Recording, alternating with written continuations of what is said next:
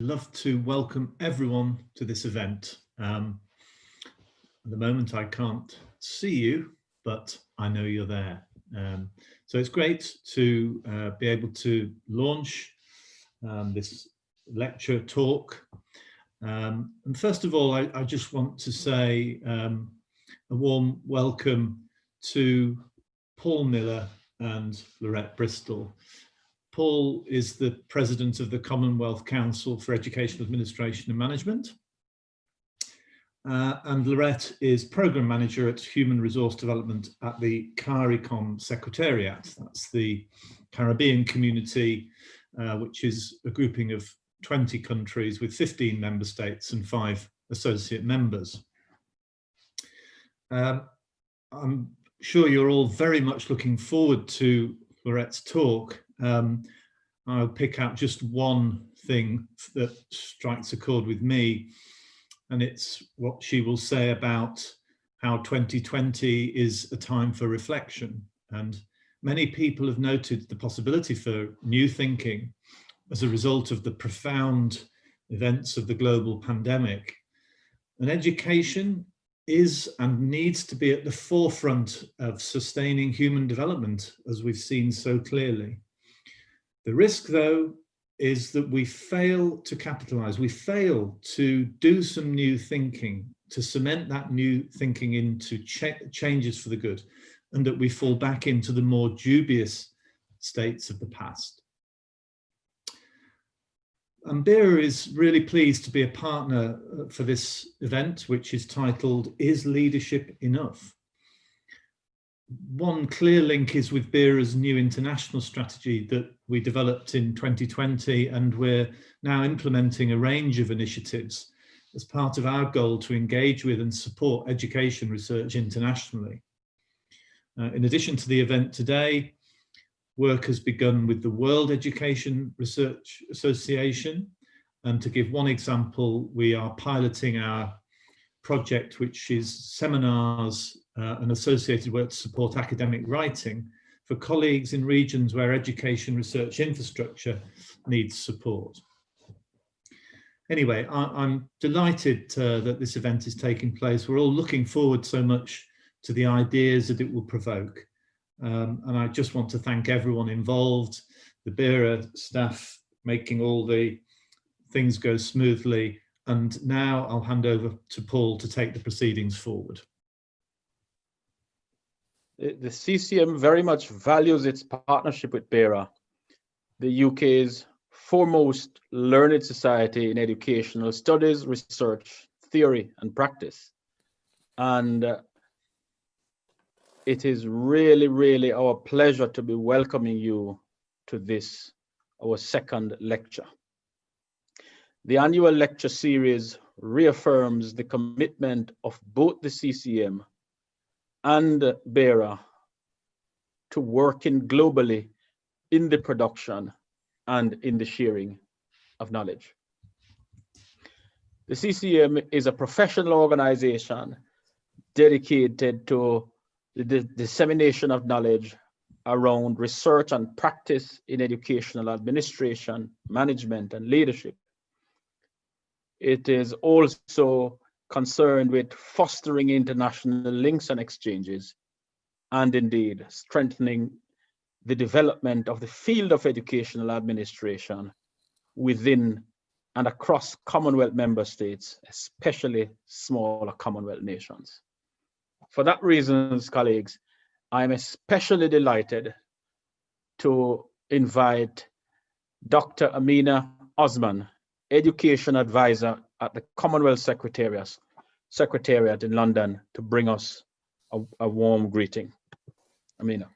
Yes, thank you, Paul, and good morning, everybody. Good morning, Dr. Bristol. On behalf of the Commonwealth Secretariat, I really thank BERA and the CCEAM for this lecture today that highlights educational leadership, as it invites us to reflect whether leadership is enough. The Paul got it right. There are 54 member states in the Commonwealth. And whilst we are convinced in the Commonwealth that good educational leadership is crucial to positive learning outcomes For an education of quality, for equitable and inclusive education, we should indeed interrogate the leading practices, whether triggered by COVID, by global crisis or not. School leaders today have to be more outward facing than ever before, willing to provide extended school services and work cooperatively with social service, healthcare professionals, and the local community.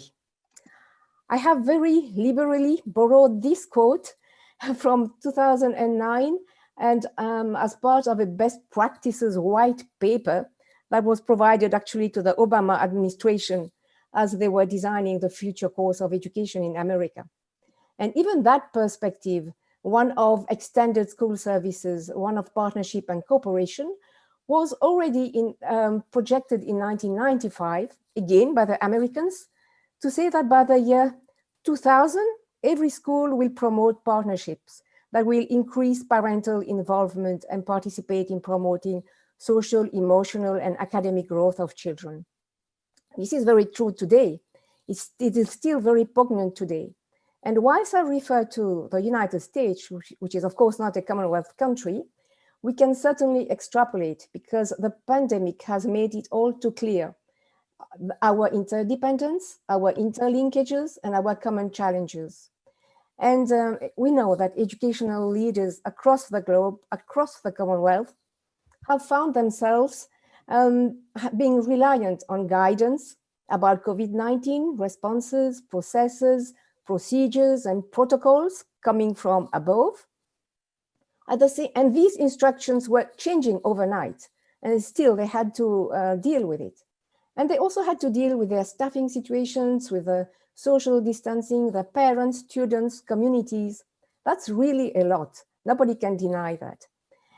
At the same time, we have research that said that the principles of good leadership is a constant, it's a clear vision. It's probably not a perfect 2020 vision, as comes in the introduction to this lecture, but it's about so much. It's about developing others, it's about managing people, building capacity, dealing with the health crisis. I won't go on. But however, we all know that educational leadership has shifted on its axis, and it's leaning towards a context-responsive leadership, where school leaders, educational leaders have to deal with stress, frustration, even their own loss and their own anger, and whilst they have to deal with that of the staff, the communities, and the parents. The Commonwealth Secretariat is presently engaged in consultations on its next strategic plan that will kick off next year and will roll on for the next 4 years. And we will certainly advocate for educational leadership to be considered in the strategic plan and to have a strong, to be a strong component of the Secretariat's education program.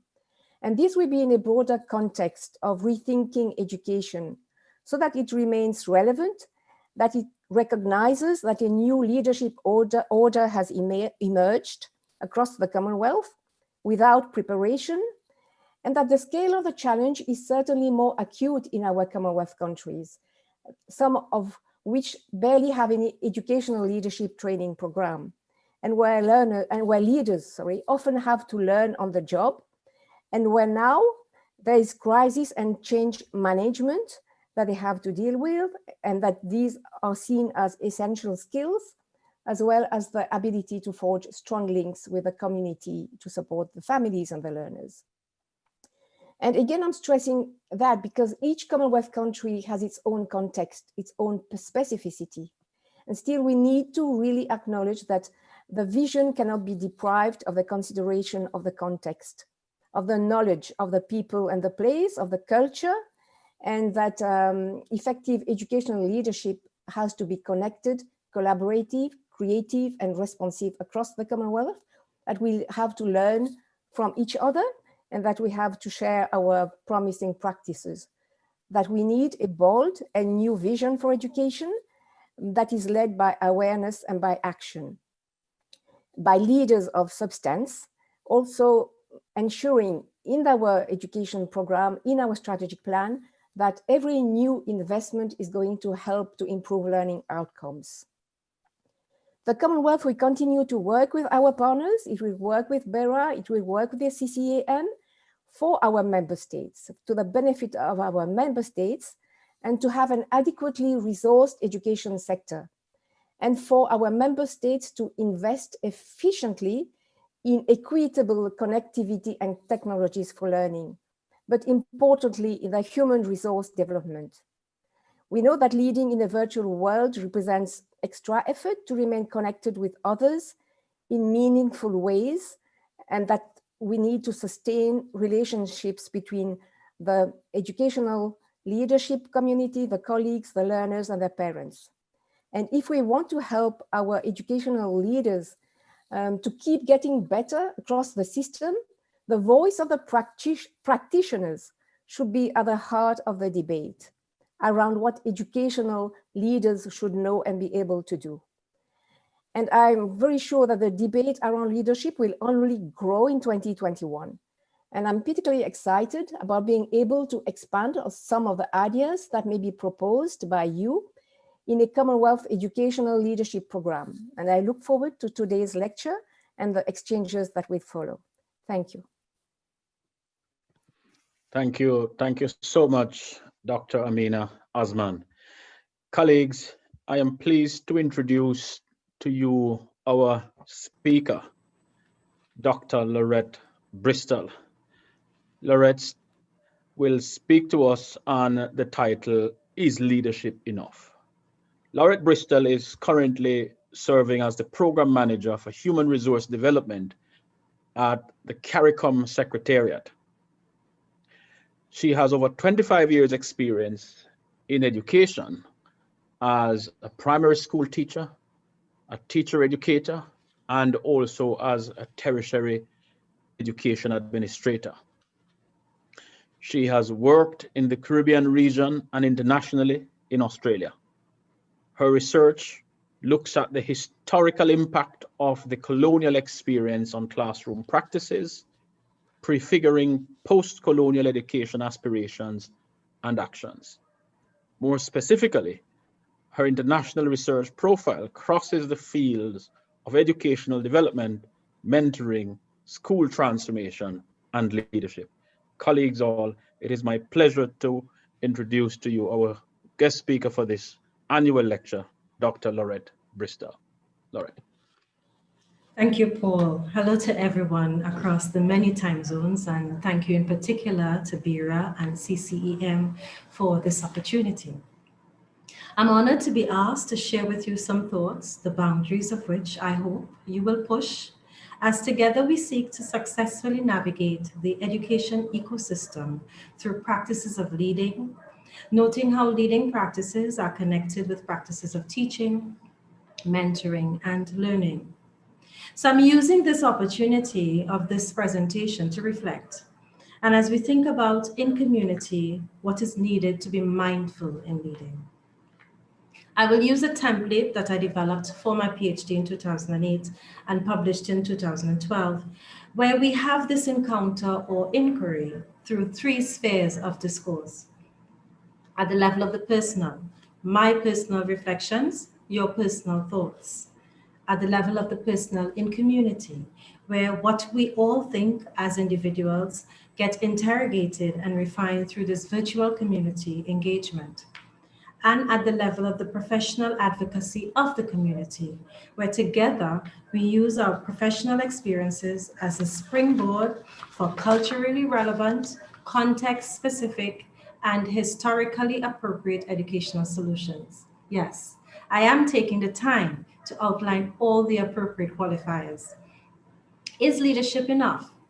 It is my call for a re-interrogation of the leading practices required for the 21st century education, education that is contextualized by the crest and trough of crises, public health, environmental disruption, and political and social upheaval. How do we educate in times of crisis for peace? 2020 is now marked as a moment in history where before we enter a building, we are required to do a temperature check. So this is your virtual safety check. How are you feeling? Enter one word in the Mentimeter link in the chat.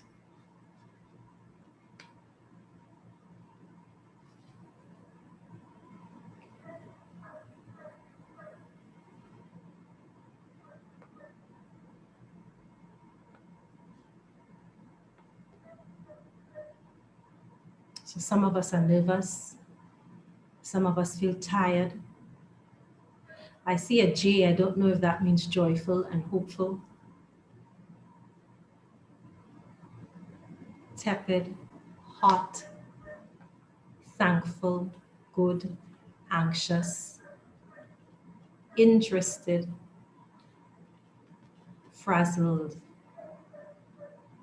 Okay, so we're seeing which words are coming up more. There are experiences and emotions of anxiousness. Many of us are tired. The good thing is that some of us feel good and some of us feel hopeful, but we are also navigating uncertainty and skepticism.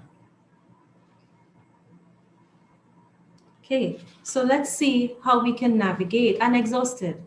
Yeah, so we are embarrassed, we are and curious. I see that word coming up, and worried. There is a lot of emotion that is taking place in all of us, and our work of leadership is highly invested emotional work. So let's travel and see where we are going. So when we think about leading now, from the impact of Hurricane Dorian in the Bahamas to the global Black Lives Matter movement beyond the confines of the USA, to the apparent always humanitarian crisis experienced by those with the least and triggered by those wielding the most geopolitical powers. Leading education in the 21st century is colored by the vagaries of human tempo, but it has not all been about long moments of trauma. Leading education now has also been seasoned by moments of inspiration from students leading the way in environmental advocacy, with children like Greta Thunberg forcing us to confront our contributions to environmental decay. How dare we? With Malala speaking up for quality education as a basic human condition, emphasizing the importance of educational access for women and girls, building stronger societies, fighting for this even at the point of a bullet. Will we dare to act? To young Elijah Lee, organizing marches against child abuse, making a difference, daring to act, talking about the hard issues, and working to make the world a better place for children. They have dared to step up, to lead, and to be counted. Educational leaders are called to lead in a time in history when nothing is certain, where planning has its limits, and where rules and theory can only offer limited solutions. In the 2020 Deutsche Bank long-term asset return study, Jim Reed suggested that we are in an age of disorder defined by 8 themes.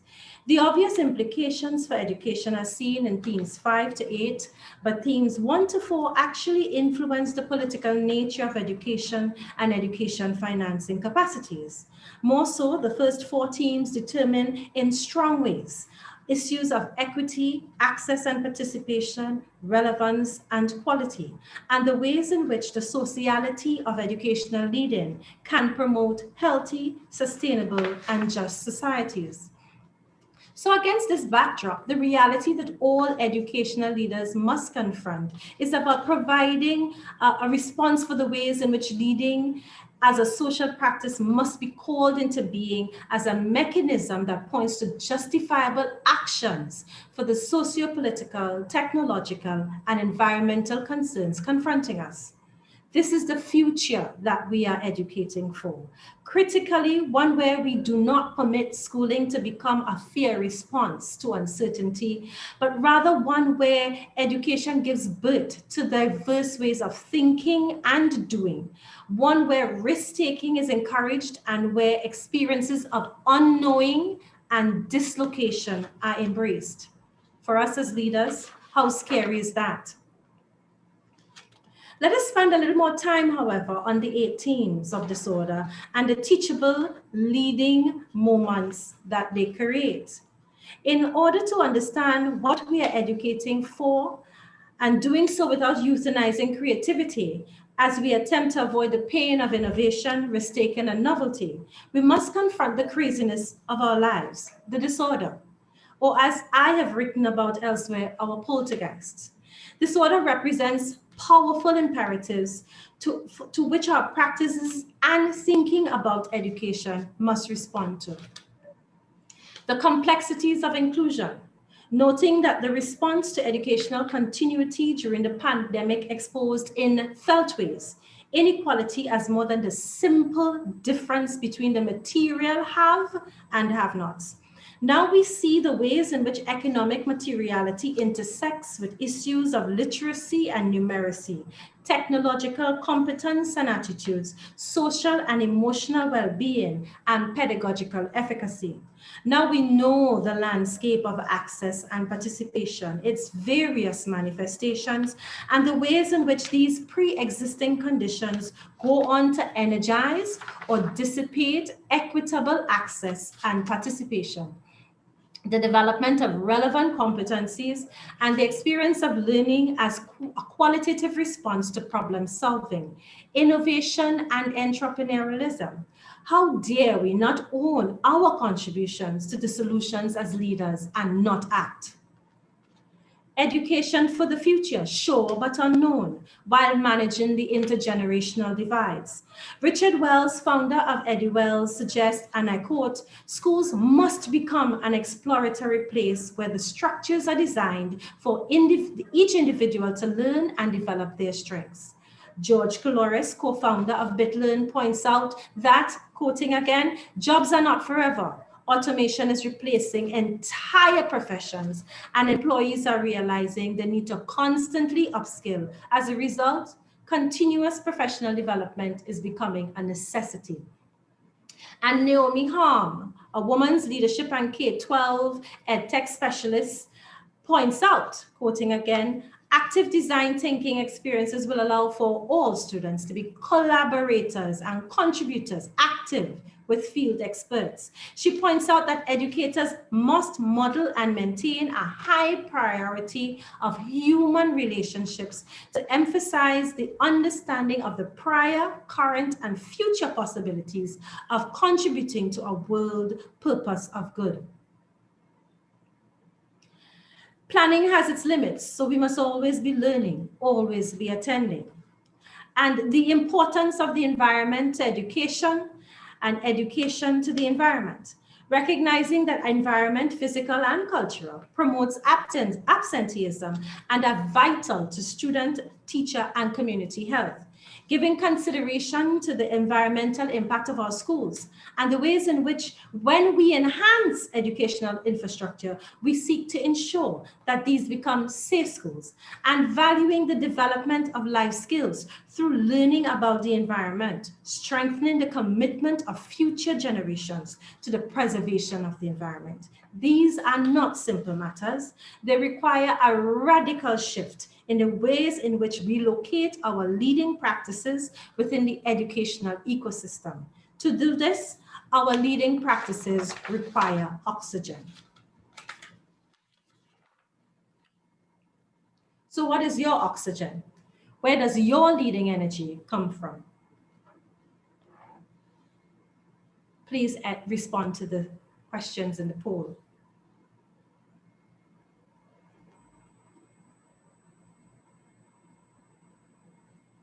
100% of you said planning and preparation. 50%, okay, so 50% of the persons, it's changing again. Here we go.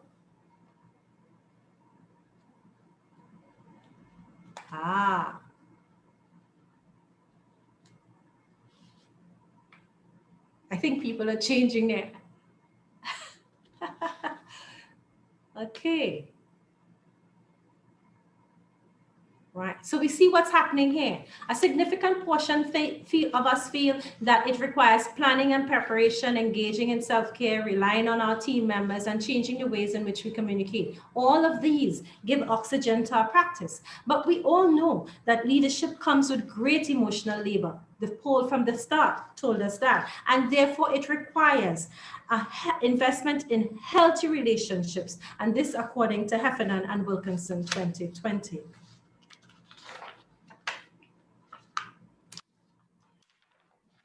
I'm assuming then that there is consensus that the world we are preparing our students for is unpredictable, nuanced, and significantly diverse across learners, teachers, and communities. If this is true, if it is true that our practices of leading in education should then be engineered to promote equity, and inclusion. And this requires vision with action. Fundamentally, it means changing the game. We need to look back sometimes in order to go forward. So I want to draw on work that is now 21 years old. In some countries, this means old enough to consume alcohol. Borrowing from the work of Meadows, leading for equity and inclusion might just mean that as leading practitioners, we must pay attention to the small, medium, and large opportunities and places available to intervene for transformation, the leverage points. As we can see, 21 years ago, Meadows posited that though harder to implement, transformation is sustainable when we affect, and I would suggest effect, perceptions, ideas, and ideals. The point of that difficult to pin down culture, the site where practices live, pre-existing and emerging. So where am I going with this? A quality education ecosystem is made up of teachers, learners, and parents as actors. Their energy is conditioned by structures and systems in the educational landscape that measure agency, autonomy, and accountability. The research field has given much attention to the activities and roles of teachers and learners in a quality education experience. But COVID-19 is renewing and repositioning our views on the role of parents in education. Gideon 2020, like most of us have realized, reminds us that in many cases, and I quote, the pandemic has helped to nurture family relations, allowing families to explore new interests and skills and glimpse education without schooling. This is not to say that we are not cognizant of the dangers the vulnerable in families have experienced as a result of the confinement created by the pandemic, with loss of earnings, increased poverty, and a drastic rise in domestic violence. Some families have become more unsafe. But that is one perspective, though a difficult perspective. Another perspective is the ways in which parents and families have coalesced to demand, sacrifice, and commit to the continuing education of their children, protecting the gains made. So throughout the entire pandemic, we have all participated and we have all seen many of this.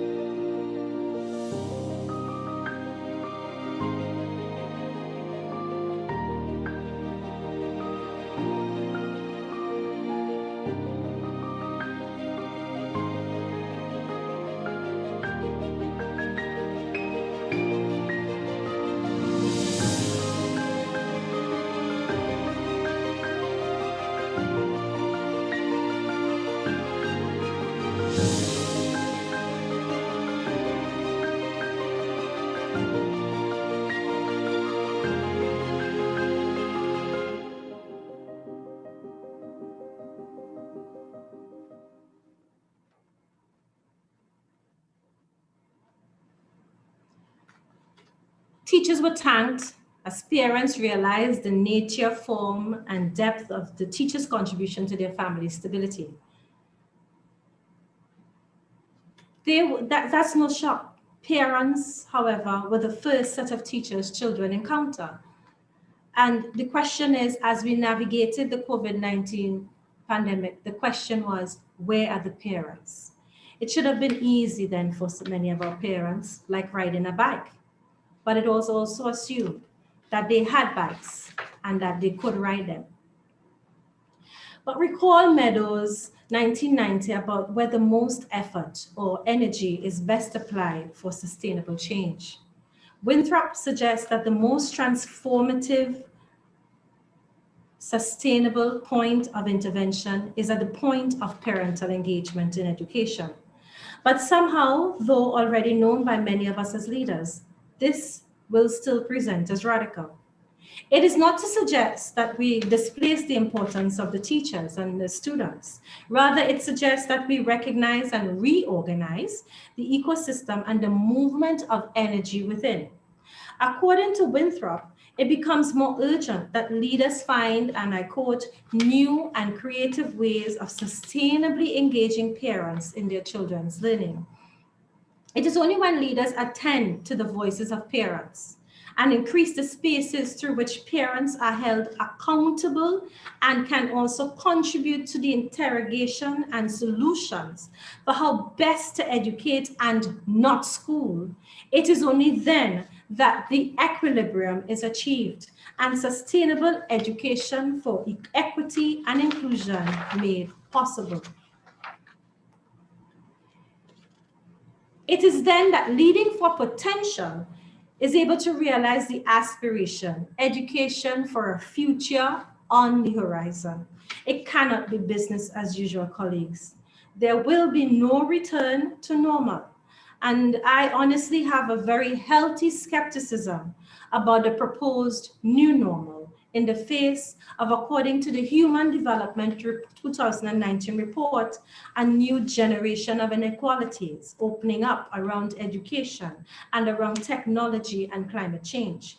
In the face of a new great divergence reflecting the age of disorder, how can we then engage with leading for the unknown potential? How do we deploy leading in education to avoid an extinction event?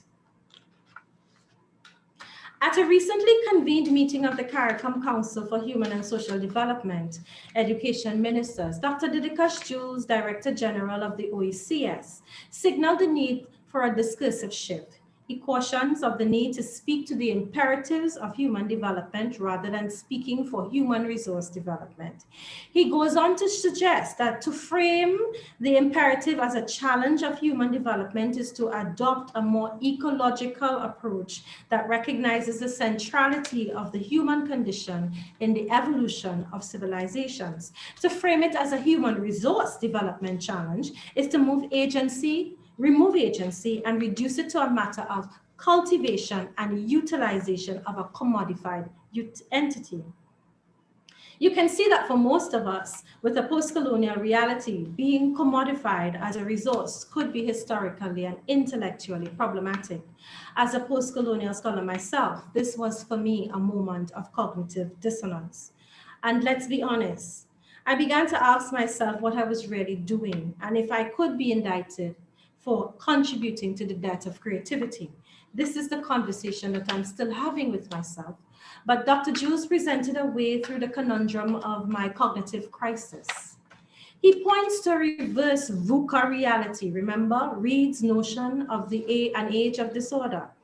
Dr. Jules, adapting from leadership skills and strategies, the VUCA world, proposes that we look to the spaces where ideas and action meet, and I quote, where volatility is bridled by the exercise of vision, painting a picture of the future you want, where uncertainty is mitigated by an extension of understanding, thinking, and planning metastrategically, where complexity is overcome by clarity that comes from a sincere attempt to essentialize the challenge, keeping it at its elemental simplicity so that one's energy can be focused, and where ambiguity is conquered by agility, the capacity to act quickly, nimbly, and flexibly based on the clarity of understanding and guided by a well-defined vision. So to return to the original question, is leadership enough? What have we learned? We know that we are leading in a volatile world that demands vision and action. But what we have learned are three things, and I will develop those later.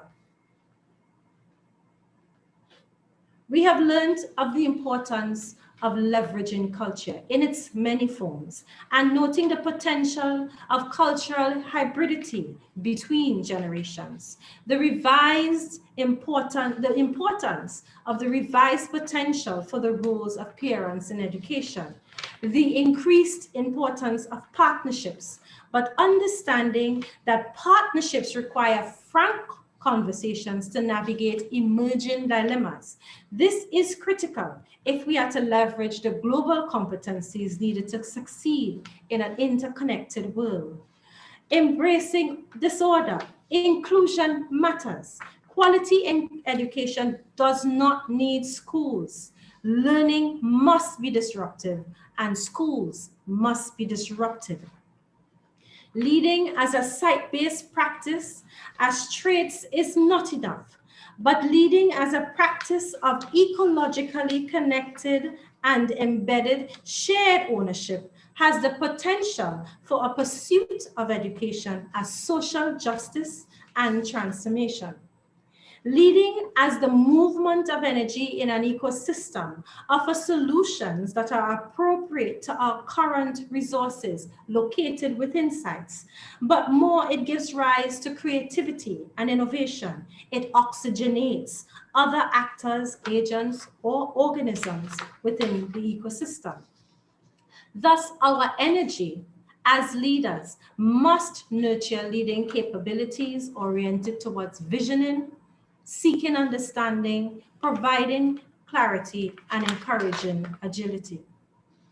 My time is up, but I hope that we at least have the oxygen needed to sustain our leading for learning as an ecological response. I thank you.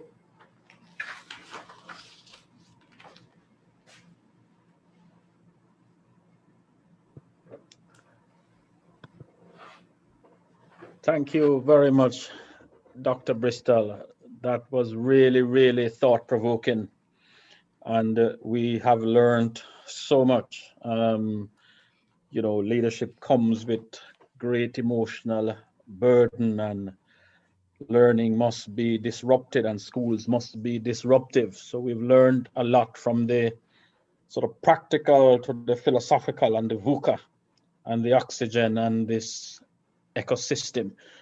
A number of questions have come through in our chat, and I'm going to start with a couple of those for you, if you don't mind. Sure. So somebody's asking that point again. You know, leadership comes with great emotional burden, and we do know that in a number of education systems across the world, we see several people shy about getting into leadership roles. And could it be that the fear, or indeed the reality of that burden, you saw the poll for yourself, people anxious, people tired, people stressed. Could it be that you know, that is probably putting some people off, but could it also be that is also chasing some people out? So it's that conundrum, that circular thing. I don't know what your thoughts are. Yeah, leadership is an interesting landscape. And it does come, if you're really invested in what you're doing and you want to do well, you will be carrying that burden. One of the things that I say to people all the time, and one of the things that I've learned about my own leadership, is that the emotional labor never goes away, but the emotional labor becomes easier if I spend time listening, if I spend time attending, and if I spend time thinking. And critically, I'm not doing that in isolation, which is why I started with those 3 spheres of transformation. It must start with me, the leader, in my personal space, and listening to what my colleagues are saying, because I never imagined that I'm in charge and the team that I'm working with are submissive to me. I imagine that it's a shared reality for all of us. So I do spend a lot of time listening to what they're saying. I'm also attending because I'm watching and observing, and maybe this comes from my experience as being a primary school teacher and spending quite a bit of time watching students in the yard. And understanding how the relationships are building through the ways in which they play. So attending also becomes important. You need to attend to your team members and understand what motivates them, what is driving them. And then the other thing that you have to be doing is understanding that this doesn't happen by yourself. So you have to become curious. You have to engage with your community. You have to engage with your peers. You have to ask questions, hear what they're feeding back to you, and then understanding that the solutions for every single problem that you confront as a leader is already residing in the site that you are practicing in. And once you're okay with that, then it becomes the emotional labor that doesn't go anywhere. It becomes purpose-driven emotional labor because you're engaged with it, understanding the community that you're working with. I like that notion of the purpose-driven labor. I like that. Now, somebody is asking, if we can flip that question on the head, and I like this, is teacher leadership possibly a way to manage what seems like the unsustainable demand for change, which is laid upon leaders? My instinct is that I want to say yes, but I think I've also been tempered with experience and time, because very early in my career, I wrote quite a bit about subversive teaching. And that really is about teacher leadership. It's about understanding that transformation comes from the ground up. But in confronting COVID, what we have recognized is that leadership cannot, whether it's from teacher leadership or leadership from the positional point, it just can't become energized. It can't find direction in isolation. You really do need community. So you need the movement happening in both ways. So which is why the notion of an ecosystem and energizing the components of the ecosystem become vital, which is more sustainable, because we also understand when we have good teachers in schools and those teachers move on, what happens? A vacuum is created. When we have good leaders, positional leaders in schools, and those leaders move on, a vacuum is created. So we have to be really thinking about energizing communities. So we foster certain types of capabilities that are all around leading, understanding that the ultimate is not residing in one individual, but the ultimate resides, the success resides in the community. And that's going to be a difficult transition for us to engage in intellectually, where I am the one ascribed as the positional leader, or I'm the one ascribed as a teacher. How do I give over and understand that I only contribute a measure to the success? I bring my capabilities, but those capabilities must interact with the other capabilities within the site. And together we build consensus and agreements about how we go on, which is a lot more sustainable, and we nurture others within the site. Some of us have more, some of us have less, but it really isn't an individual landscape. The ecosystem is required to be energized, and therefore we have to think differently as leaders, whether we are teacher leaders or we are positional leaders in our institutions, being the head honcho in charge, as they say. We have to be thinking about how do I move energy within that ecosystem to achieve the outcomes that we want. And for all of us engaged in education, what are those outcomes? Successful students graduating at the end of a particular period, who are able to themselves go on to continue leadership and engagement with our community. So it's not an individual space. And I mean, for me, this period of COVID has been a radical transition, because I always believed in the teacher as agents. But now I'm beginning to understand that that is important. But the understanding my role and my location in the ecosystem is equally as important for the sustainability of the work that we do. Thank you very much.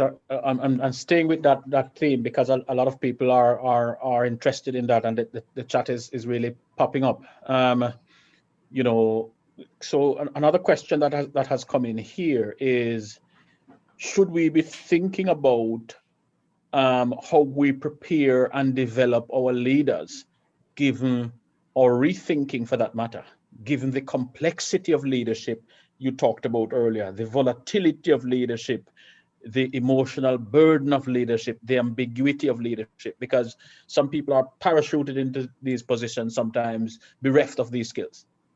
Yeah, and that speaks to some of the work that we've been doing at the CARICOM Secretariat. And Paul, you have been involved in that, and our colleague who spoke before, Mina, has always also been involved in that, where we begin to recognize that leadership doesn't happen, or I should say leading Doesn't happen overnight.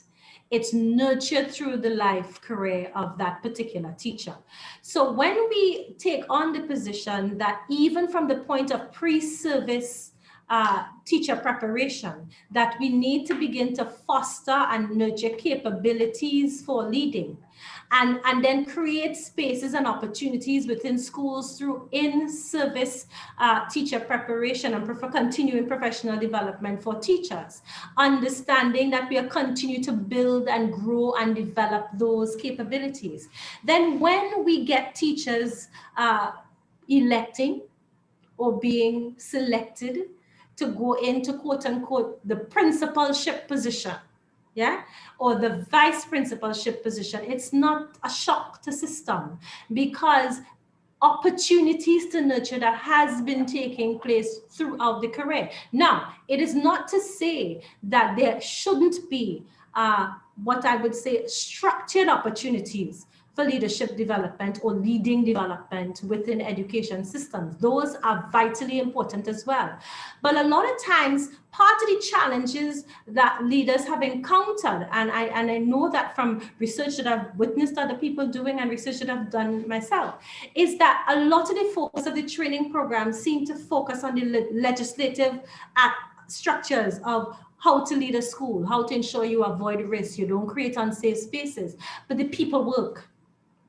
The people work is what is not given enough attention. And it is the people work that will make or break a leader. And it is the people work that will determine a successful institution.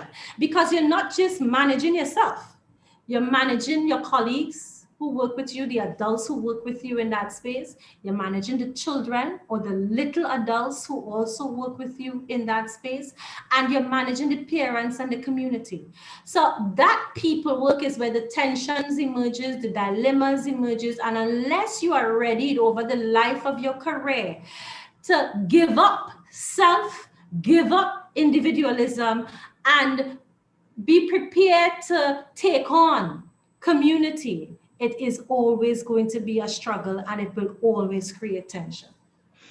That's an interesting point, because a lot of people in the chat are talking about power, you know, and structures. And what you're describing is a sort of a new public leadership and a new public leader. And people are asking in the chat here about whether current leadership structures need to give way so that what you're describing can take hold, or whether the parameters of power and governance in the schools need to shift to be able to align with the vision that you're talking about. I think it's a bit of both. Systems certainly need to create the space for those positional leaders to have that kind of autonomy to engage in that. And you see, the danger with the public leadership is that it can go too far. Let me put that on the table one time.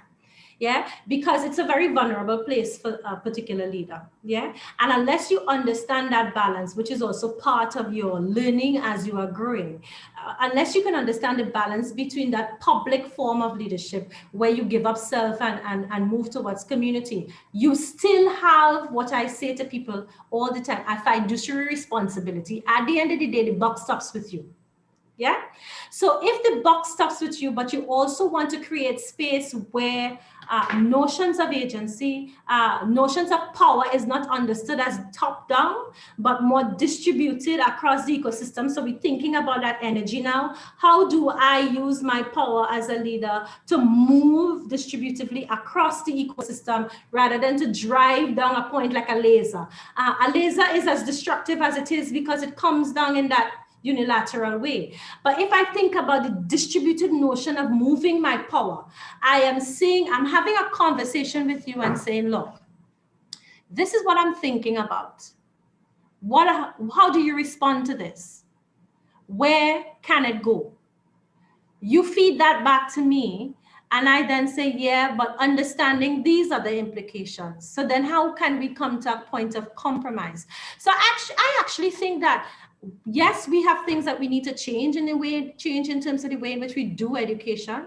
But I actually think that if educational leaders, and this includes the positional and teacher leaders in the school, give way to more space for conversations in schools, We don't need any intervention from outside to solve the problems that are already there in our space. We have all the resources that we need in our spaces to resolve the challenges that confront us the most in our schools. So what do you say to somebody who says, for example, educational organizations are greedy and educators are generous? Well, we get that. We're all educators, eh? But how do you care for your people?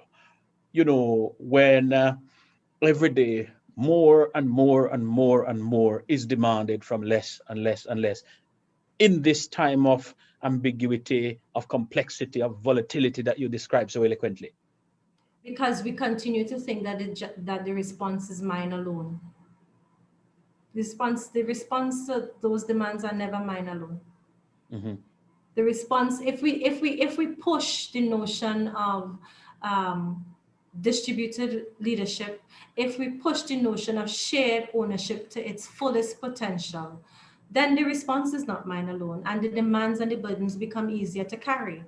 The demands and the burdens beat us down when we really are convicted that it is mine alone. It is not mine alone. Mm-hmm. If I fall down, and it's also a lesson that I've learned in my career, if I fall down tomorrow, somebody else replaces me and life continues.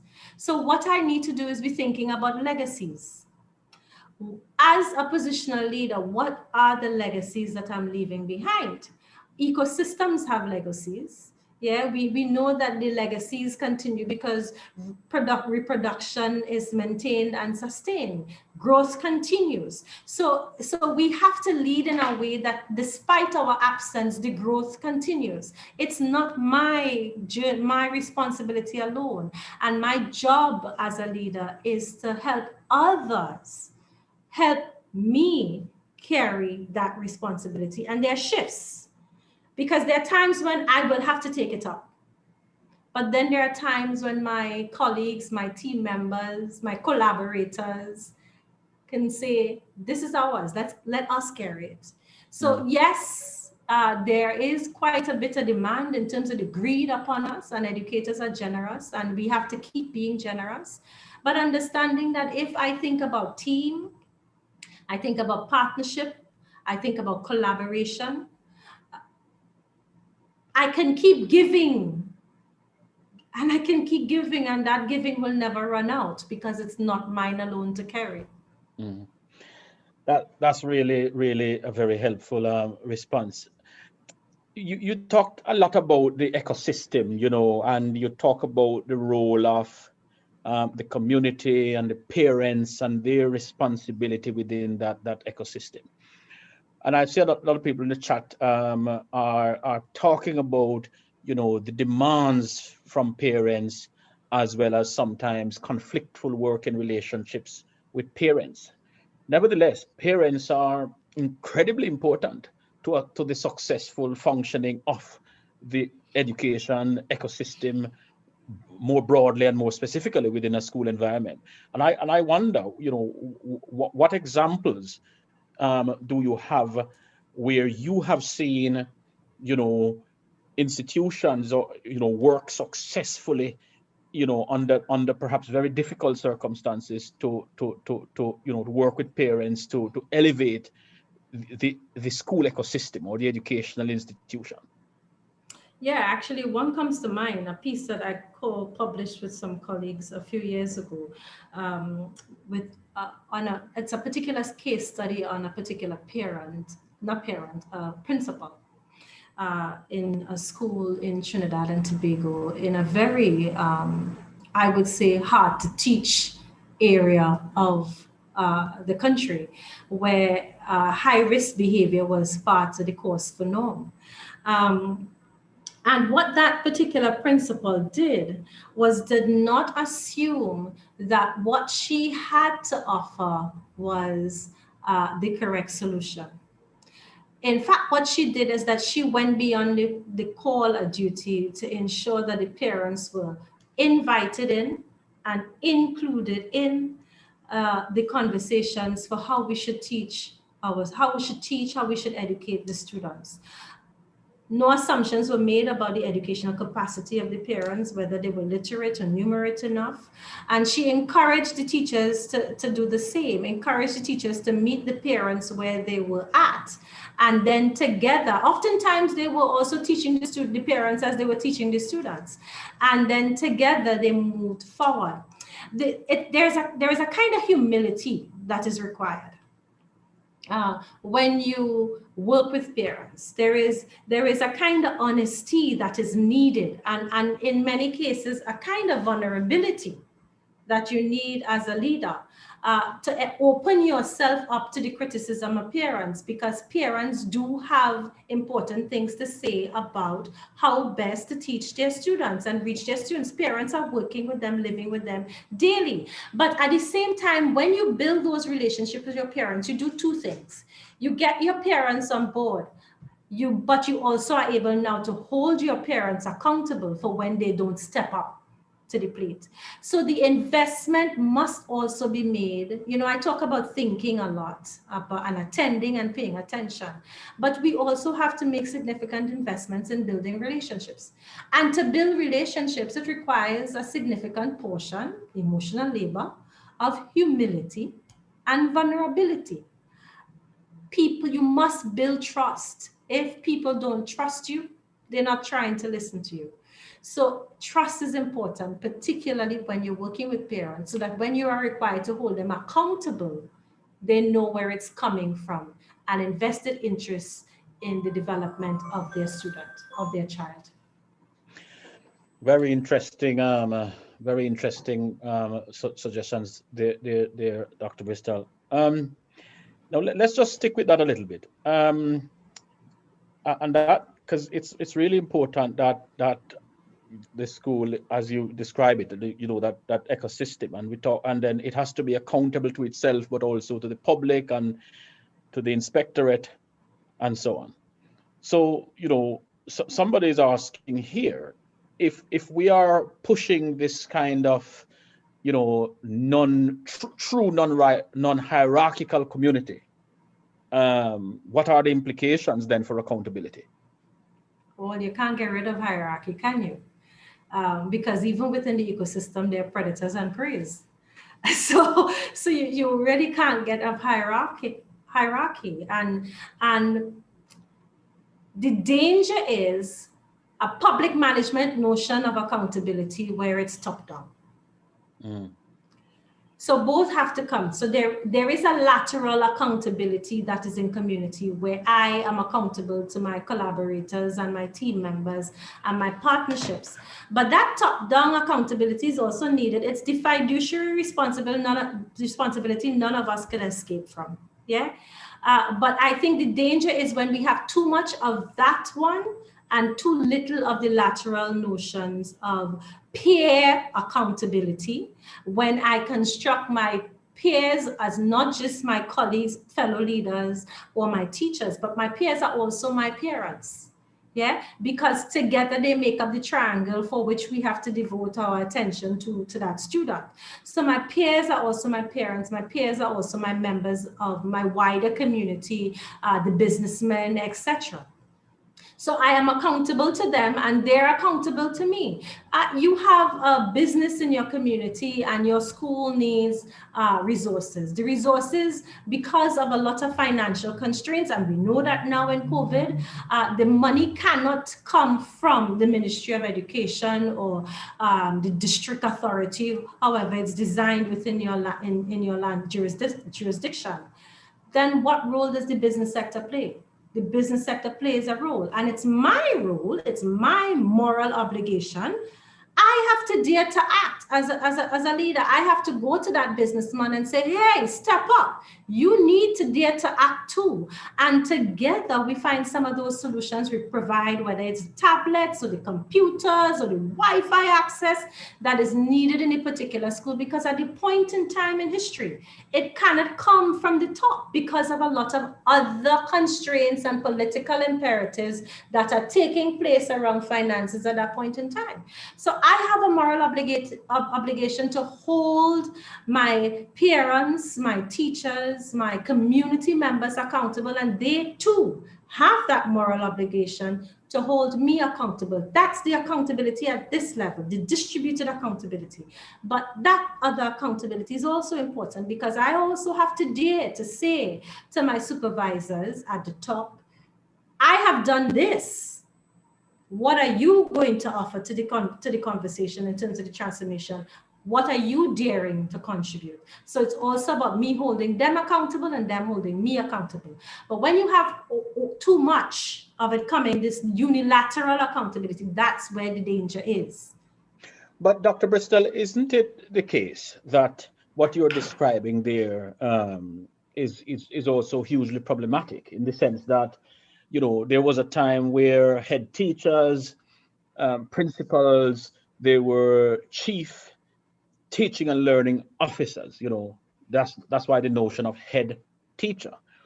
But steadily over the last 20 years, we have seen a kind of entrepreneurial creep within education, in particular in developing economies where they are under-resourced and so on. And in trying to be more accountable to the learners, to the state, to providing an education that is fit for purpose, we have also seen the shift away from the head teacher or the principal being the chief leader of teaching and learning to the chief entrepreneurial officer. And, you know, to what extent then might this whole era in which we are living in promote a kind of practice among or foster a kind of practice among school leaders that could, you know, put the very thing that they are trying to safeguard, which is learning and teaching outcomes, at risk?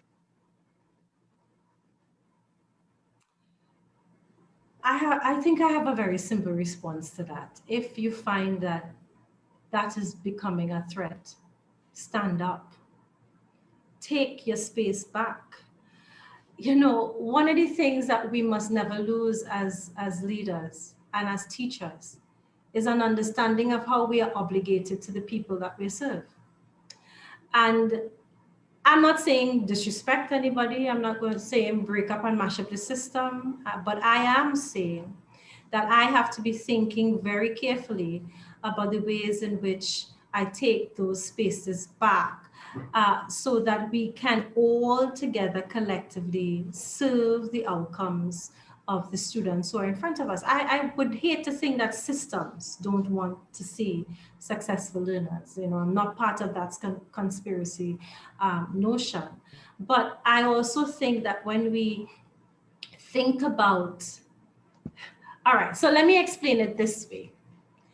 And I'm going to draw on my post-colonial background here. One of the things that Massa didn't like in the days of slavery was to see the enslaved gathered.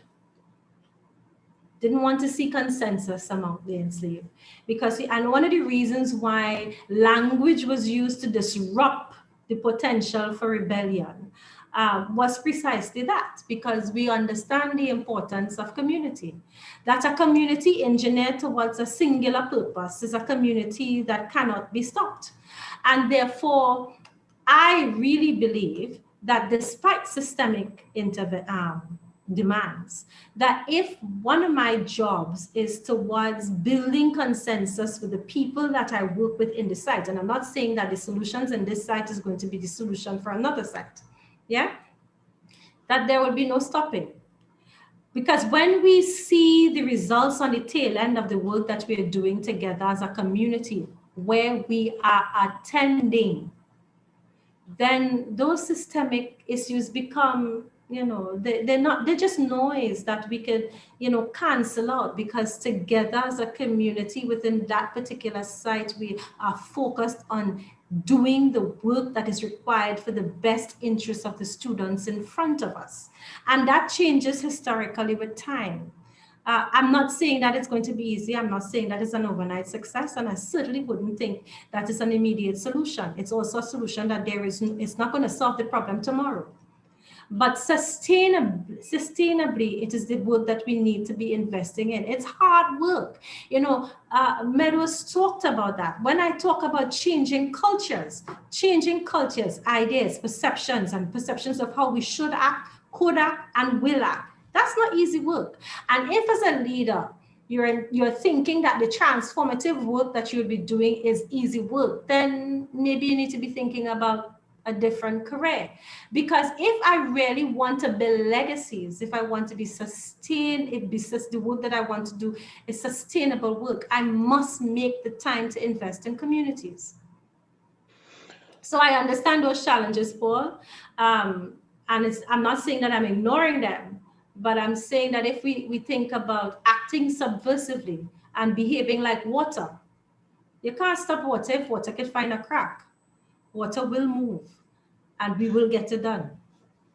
Absolutely. And just to follow up on that, somebody else has sort of hit back. So are you saying then that there has to be a new narrative for education, one in which education is for the whole community, where the whole community is accountable for education, and indeed the whole society is accountable for education? That's exactly what I'm saying. Dr. Bristol, somebody else is asking, can you give some examples of, where distributed or shared leadership has actually worked from your experience in a challenging way to bring forward success? Yeah, I can think of a number of experiences, but I smile as I think about those experiences because I'm also aware of their inherent dangers. You know, one of the things that I do all the time is think. I spend too much time in my head, actually. So I'll give an example of my own experience as a teacher leader, if you want to call it that. Becoming curious about certain practices that need to be engaged with my students, so that I can transform the way my students relate with each other and relate with me to advance their own development, understanding that a lot of the emotional work needs to be addressed. And I created a particular kind of culture, or I should say I nurtured a particular kind of culture in my classroom where my students interrogated everything that I did. I couldn't come to that classroom, and they were not they were teenagers, but they were all in a primary setting because of a number of delays in their education and development over time. One of the things I love to do was teach hard to reach children. I find them more exciting than the children who are going and they have everything all worked out for them. And we got to a space where when we came to class in the morning, how the day proceeded was always negotiated. Yeah. So the system had a set timetable that says religion, math, they had a template for how the day would go. And my students and I negotiated every single day about how we would navigate the development of that day. I had one rule. My one rule with them was that these are the things that we must complete today. Let's begin to talk about how we're going to get going through all of those things. And we always negotiated with it. And I created a group of, I nurtured, I should say, a group of students who did not have a problem pushing back at the quote unquote perceived authority in my class. And was always often asked of me, Miss, why? Why are we doing this now? Why are you saying that this is what we need to be doing? And I always had to justify my action as a teacher. That was fantastic. I loved working with those students. And I hope that they loved working with me. The challenge, and I demand a lot from them, right? The challenge that we encountered is when they left my class, they graduated to another teacher. Now, the thing about it is that the principal at the time said to me, Laurette, I want you to work with them for the next year. And I said, nope, I don't want to work with them. I want them to graduate to the other teacher. I would take another group. Yeah.